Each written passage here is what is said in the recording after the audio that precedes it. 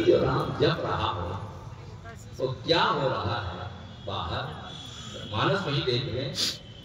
1 second के लिए मगन ध्यान रस दंड जुग पुनि मन बाहिर कीन, और रघुपति चरित महेश तब हर्षित वरन।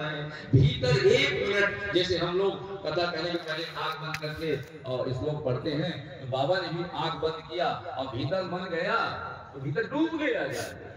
तो बाहर क्या हो रहा है कुछ नहीं पता। तो हनुमान जी तो नित्य कुछ डूबे रहते हैं। अपनी मन बाहिर कीन, जब बाहर करें तब ना समझ में आएगा। इसलिए भागवत का वो व्यास जी कहते हैं कि गीता 3 लोगों ने सुनी और तीनों का एक्शन, तीनों का रिएक्शन सुने आप। ये प्रूफ। पहली गीता सुनी अर्जुन ने। अर्जुन से पूछा तुम्हें क्या मिला? तो अर्जुन कहते हैं गीता सुनने से नष्टो मोहा स्मृतिर्लब्धा त्वत्प्रसादान् मयाच्युत अस्थितोऽस्मि गत संदेहा करिष्ये वचनं तव। अर्जुन कह रहा है गीता 18 अध्याय सुनने के पश्चात मेरा मोह नष्ट हो गया केशव। नष्टो मोह। और क्या मिला? बोले स्मृति लब्धा। मुख्य वचन है। अब इस पर चर्चा करूं तो 15 मिनट लगेगा, लेकिन समय नहीं है। स्मृति मैंने पाली 2 चीजें हैं। राजू ने कहा गीता से मुझे 2 चीजें मिली। एक तो मोह नष्ट हो गया और मुझे याद मिल गई। स्मृति माने याद। हम भी ब्रह्म हैं, ईश्वर अंश, लेकिन हमें ये भूल गया है। और जिसको याद करा दिया गया, याद आ गया, ये जीव अविनाशी। तो अर्जुन का मुझे तो याद आ गया। स्मृति लब्धा तत्प्रसादान् मयाच्युत। तो गीता सुनने के बाद अर्जुन को क्या मिला? बोले उसका मोह नष्ट हो गया। अब दूसरे नंबर पर गीता सुनी संजय ने। संजय से पूछा तुमने गीता सुनी? बोले 18वां अध्याय। कहां बैठ कर? बोले दिल्ली में। अर्जुन कहां सुन रहा था? बोले कुरुक्षेत्र में, हरियाणा में। और मैं सुन रहा था हस्तिनापुर में। लेकिन जैसा जैसा अर्जुन ने सुना वैसे वैसा मैंने भी सुना। और गजब की एक बात तो और बता रहे हैं संजय, सुनने की बात तो छोड़ दो, वो जो विराट रूप अर्जुन ने देखा वो भी मैंने देखा। आया ना? देखा है। वो भी मैंने देखा है दिल्ली में बैठकर। तो जो अर्जुन ने सुना वो मैंने सुना, जो अर्जुन ने विराट को वो मैंने भी देखा। तो मिला क्या? तो बड़ी सुंदर बात कहते हैं। राजन, धृतराष्ट्र से कहते हैं, राजन संस्मृत्य संस्मृत्य असंवादम निदमद्भुतम केशवार्जुनयो पुण्यम अहर्ष्यामि पुनः पुनः। संजय को मिला। संजय मैंने जो 18 अध्याय गीता सुनी, मेरा रोम रोम पुलकित हो रहा है, मेरा अंग अंग प्रसन्न हो रहा है, मेरी वाणी गदगद हो रही है। ये मिला। मेरे रोम रोम में प्रसन्नता भर गई है। मेरे शरीर का सारा दुख नष्ट हो गया है। ये मिलना चाहिए। ये दूसरे श्रोता को मिला। तीसरा श्रोता धृतराष्ट्र। धृतराष्ट्र मुख्य रूप से धृतराष्ट्र से पूछा तुम्हें 18 अध्याय गीता सुनी? हाँ सुनी।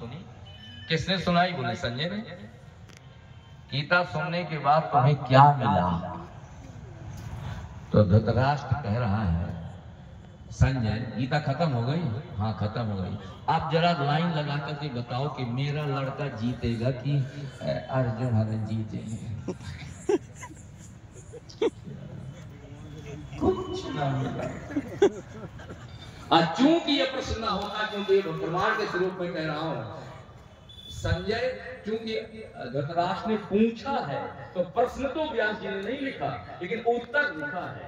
उत्तर ये है कि यत्र योगेश्वरः कृष्ण और यत्र पार्थ धनुर्धरः। संजय ये बताओ कि दुर्योधन जीतेगा कि युधिष्ठिर जीतेगा? तो संजय ने कहा मैं आपका नौकर हूं सरकार, मुंह में कैसे कह दूं कि तुम मर जाओगे? ये कैसे कह दूं?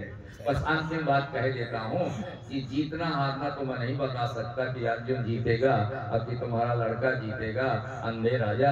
इतना कह दे रहा हूँ कि जीत वही होती है जहाँ भगवान होते हैं, और जीत वही होती है जहाँ अर्जुन खड़े होते हैं। और तुम अब स्वयं मान लो कि कौन जीतेगा। मैं काहे को कहूँ कि दुर्योधन न जीतेगा।